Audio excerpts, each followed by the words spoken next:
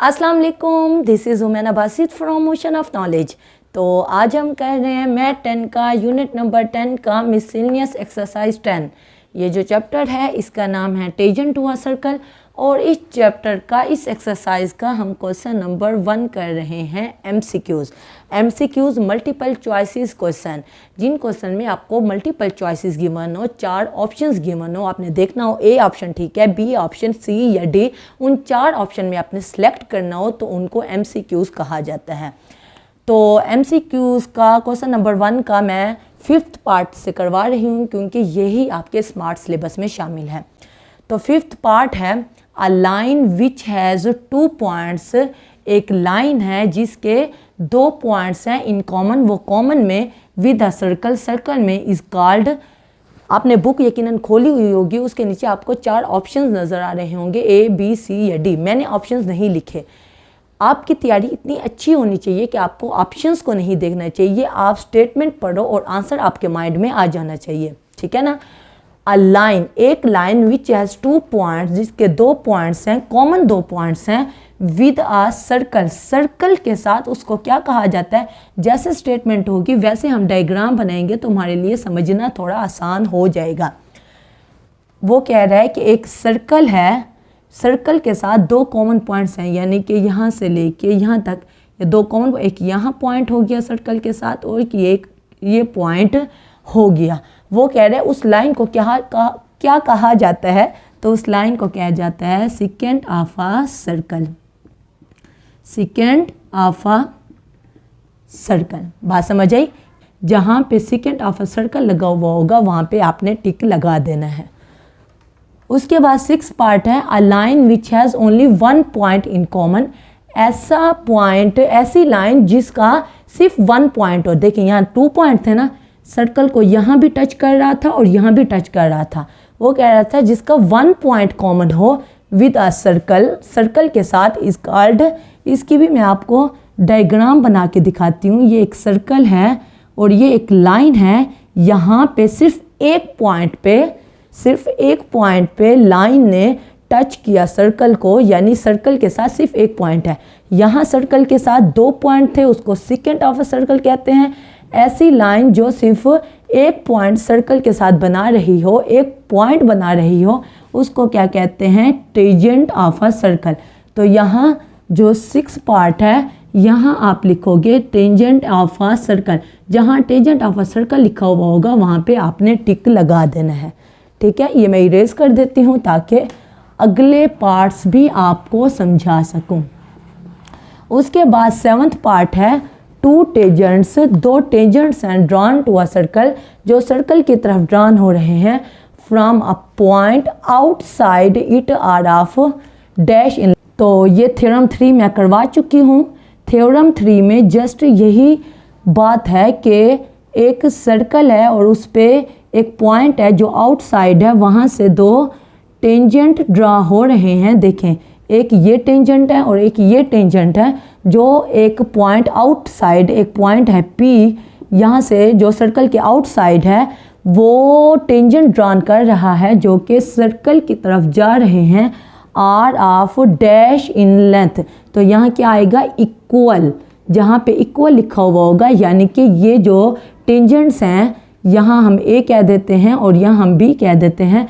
जो PA tangent है वो इक्वल है टेंजेंट PB के, और यही हमारा थ्योरम 3 है, ठीक है। उसके बाद हमारे पास जो 8 पार्ट है वो है a circle has only 1। Circle का सिर्फ एक क्या होता है, देखें, एक सर्कल होता है जो सेंटर होता है, जो बीच वाली चीज़ होती है, जो बीच वाला पॉइंट होता है वो सिर्फ एक ही होता है। तो यहाँ लिखेंगे a circle has only 1 centre. तो सेंटर पे आपने टिक लगा देना है। उसके बाद हमारे पास 9th पार्ट है a tangent line intersect the circle eight. जो टेंजेंट लाइन है वो देखें मैंने अभी आपको करवाया है, मैं इसी सर्कल को कर देती हूँ। टेंजेंट लाइन क्या होती है, देखें ये एक टेंजेंट लाइन है जो जिसने सर्कल को सिर्फ यहाँ एक पॉइंट पे टच किया, तो यहाँ कहेंगे टेंजेंट लाइन इंटरसेक्ट, जो सर्कल को इंटरसेक्ट करती है, टेंजेंट लाइन जो सर्कल को इंटरसेक्ट करती है, टच करती है, काटती है द सर्कल एट, तो क्या आएगा सिंगल पॉइंट। तो सिर्फ एक सिंगल पॉइंट पे टच करती है, ये सिर्फ एक पॉइंट होगा जिस पे टेंजेंट लाइन ने सर्कल को इंटरसेक्ट किया है या कट किया है या टच किया है। एक पॉइंट के अलावा कोई भी ऐसा पॉइंट नहीं होगा जहां इस लाइन ने सर्कल को टच किया हो। ठीक है। उसके बाद 10th पार्ट है tangent drawn at the end of a diameter. यहाँ भी मुझे इरेज करना पड़ेगा मैं, ताकि आपको अच्छे तरीके से डायग्राम बना के समझा सकूं, क्योंकि जब तक डायग्राम ना बनो कॉन्सेप्ट समझ नहीं आता। तो वो कह रहा है tangent drawn at the end of diameter of a circle. एक सर्कल है, डायमीटर क्या होता है? डायमीटर ऐसा कॉर्ड होता है जो सेंटर से गुजर के जा रहा हो, ये डायमीटर है, क्योंकि इसने सर्कल के दोनों किनारों को टच किया है और उसने ये सेंटर में से गुजर के जा रहा है, तो इसको डायमीटर कहते हैं। वो कहता है सर्कल का जो डायमीटर है उसके जो एंड्स हैं, एक एंड ये हो गया, एक एंड ये हो गया डायमीटर का। ठीक है ना। डायमीटर के जो एंड्स हैं उनसे दो टेंजेंट ड्रा होते हैं। यहाँ पे हम एक टेंजेंट ड्रा कर लिया और यहाँ पे एक दूसरा टेंजेंट ड्रा कर लिया। ये सर्कल है, ये सर्कल का डायमीटर है। डायमीटर के एंड्स पे हमने दो टेंजेंट ड्रा किए। टेंजेंट क्या होते हैं? जो किसी सिर्फ एक पॉइंट पे टच हों, यानी सर्कल के किसी एक पॉइंट पे टच हों, एक पॉइंट को इंटरसेक्ट करें, उसके अलावा किसी पॉइंट को इंटरसेक्ट ना करें। तो अब दो टेंजेंट हमने ड्रा किए हैं, तो ये टेंजेंट लाइन आपस में क्या है देख के पता चल रहा है, ये दोनों लाइन, ये दोनों टेंजेंट आपस में पैरेलल हैं। क्या है? पैरेलल। तो जहाँ पे पैरेलल लिखा हुआ होगा वहाँ पे आपने टिक लगा देना है। उसके बाद 11th पार्ट देखते हैं the distance between the centres. इसको भी मैं इरेज कर देती हूँ ताकि डायग्राम अच्छे तरीके से बना सकूँ। नेक्स्ट डायग्राम, तो लास्ट जो है 11th पार्ट ये है the distance between the centres of two concurrent touching circles. Concurrent क्या? कनकरेंट आमने सामने, आमने सामने जो एक ही साइज के हों, एक ही हुजम के हों, दो सर्कल हैं। ये देखें, ये एक सर्कल बन गया, ये दूसरा सर्कल बन गया। ठीक है ना। तो वो कह रहा है the distance between the centres. तो इस सर्कल का भी एक सेंटर है और इस सर्कल का भी एक सेंटर है। Between the center of two congruent touching circles externally. Externally क्या है? देखें, ये दोनों सर्कल ने बाहर से एक दूसरे को टच किया है। ठीक है ना। जब इस तरह की शक्ल हो, यानी कि इस तरह की, तो हम कहेंगे इन्होंने इंटरनली एक दूसरे को, इन दोनों सर्कल ने इंटरनली यानी अंदर से एक दूसरे को टच किया है। लेकिन ये एक्सटर्नली है क्योंकि इन्होंने बाहर से एक दूसरे को टच किया है। दो कनकरेंट सर्कल है और दोनों ने एक दूसरे को बाहर से टच किया है। तो उनका डिस्टेंस कितना होगा? देखें, आपको पता है एक जो सर्कल होता है उसका डायमीटर, ये जो यहाँ से लेके यहाँ तक जो होता है वो डायमीटर होता है।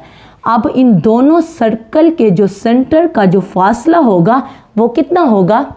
वो डायमीटर ऑफ ईच सर्कल ही होगा। डायमीटर ऑफ ईच सर्कल, एक सर्कल का डायमीटर होगा। क्यों? क्योंकि दोनों सर्कल्स बराबर हैं, बिल्कुल दोनों सर्कल का साइज बराबर है। तो यहाँ से लेके यहाँ तक जो डिस्टेंस है, एक सर्कल के सेंटर से लेके दूसरे सर्कल के सेंटर तक, तो कितना होगा? देखें, यहाँ से लेके यहाँ तक पूरा डायमीटर होता है। तो जब यहाँ से लेके यहाँ तक हुआ, इसका भी आधा, इसका भी आधा, तो ये पूरा ना हो गया, ये एक सर्कल का पूरा ना हो गया। क्योंकि देखें, एक सर्कल है उसका भी आधा ले लो, दूसरा सर्कल है उसका भी आधा ले लो। तो डायमीटर क्या होता है? डायमीटर पूरा सर्कल का फासला होता है, कॉर्ड होता है यहाँ से लेके यहाँ तक। तो आधा हो गया, दूसरे सर्कल जो इसके साइज जितना था उसका भी आधा हो गया। तो तकरीबन तो वो क्या हो गया? वो एक सर्कल का diameter of each circle, her circle का डायमीटर हो गया। ठीक है। तो क्वेश्चन नंबर 1 के मैंने आपको 7th पार्ट है, हाँ 7th पार्ट करवा दिए हैं। जो इसके अलावा जो पार्ट हैं वो आपके स्मार्ट सिलेबस में शामिल नहीं हैं, तो मैंने नहीं करवाए। तो उम्मीद है आज का लेक्चर आपको पसंद आया होगा। कोई कन्फ्यूजन हो, कोई मसला हो, कोई बात समझ ना आई हो तो आप नीचे कमेंट में पूछना, मैं इंशाल्लाह नेक्स्ट क्लास में या कमेंट बॉक्स में उसका डेफिनेटली जवाब दे दूँगी। तो अगर आप मेरे चैनल पर नए हैं तो प्लीज़ मेरे चैनल को ज़रूर सब्सक्राइब करें, और अगर आपको मेरी वीडियो थोड़ी सी भी इंफॉर्मेटिव लगी है तो मेरी वीडियो को ज़रूर लाइक करें। तो फिर मिलेंगे नए लेक्चर के साथ। अल्लाह हाफिज़।